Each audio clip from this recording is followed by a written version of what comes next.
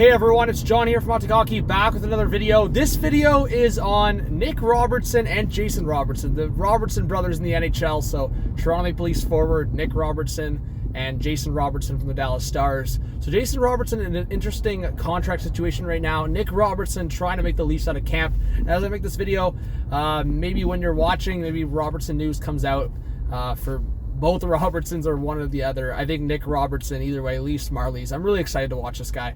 I know, even shout out to Dangle, like I know he's talked about like Nick Robertson, his skating ability, and while he's been moving really well, sometimes he's working like harder than maybe the I would say his effectiveness on the ice shows. But I think for Nick Robertson, I'm just excited for his shot, his quickness, his handles. I think for Nick Robertson, I think he's going to be consistently a top 6 forward in this league. And for the Toronto Maple Leafs, hopefully long term. I think either way, if he was on the Marlies for part of this year, I think he'll put up over a point per game if he stays healthy. And for the Leafs, if he ended up on a line with Tavares and Nylander, I think he realistically, if he was there for the whole year, would put up 40, 50 points at least. I honestly could see, I mean, if Robertson was in a scenario with Bunting, power play time, and he gets similar, I would say, minutes and gets similar skilled line mates like a Tavares, like Nylander. Obviously, they're not a Matthews and Marner, but he'll put up 40, 50 points, I think. So look out for Robertson. It's even a fantasy conversation if he stays. But where would Kerfoot go? Kerfoot, kind of that Swiss Army knife, as people are saying. Is he up the middle? Is he on the wing?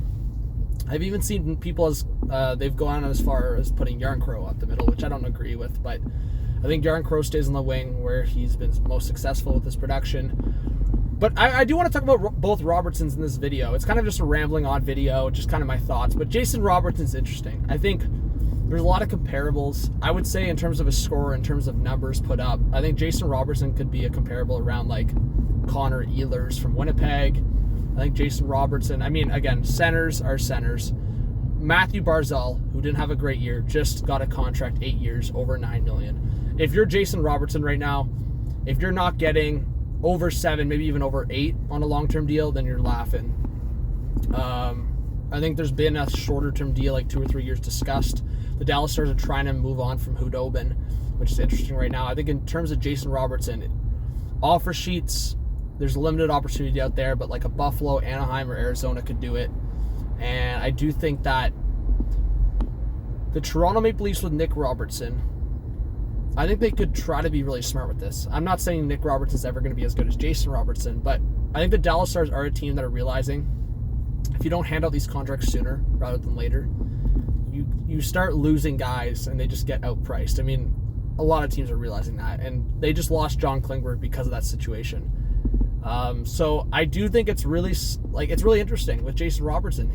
Hasn't been as much of a conversation as I think he should be with this. I think if he was in a bigger market like a Toronto and this Jason Robertson thing was happening, like Toronto had with Marner, like Nylander, it would be blowing up the hockey world. But it should be more of a conversation. If Jason Robertson doesn't start with the Stars to start the season, it's going to be nuts. So the Robertsons are a conversation right now in the National Hockey League, in my opinion. Nick Robertson, I think he should be on the Leafs. Jason Robertson, I think the Dallas Stars, I'm going to talk about it in another video, but if they can't figure out the situation, could a trade be in the cards? Or could they be trading someone else? Maybe not even Jason Robertson. Maybe they sign Jason Robertson and make a trade, trading like a Hudobin, maybe trading a Guryanov, even though they're trying to bring him back and make it work. Are they trying to see the Sagan and Ben situation? Are they with Dallas longer term? Dallas is going to make a move here coming up, and it's going to be really interesting. So give me your thoughts, guys, on the Robertsons, on the story of Nick Robertson, on the story of Jason Robertson. What are we going to see first? Are we going to see the Nick Robertson decision made first or the Jason Robertson decision made first? Will Nick stay? Will Jason stay? Give me your thoughts in the comments, guys. Subscribe, like, comment, all that good stuff, notification bell. And it's going to be interesting to see what happens. I think Nick Robertson should be in the NHL now. I think Jason Robertson should get paid by the Dallas Stars, and that means probably a couple moves, starting with Anton Hudobin. See what happens, guys. Have a good one. Cheers.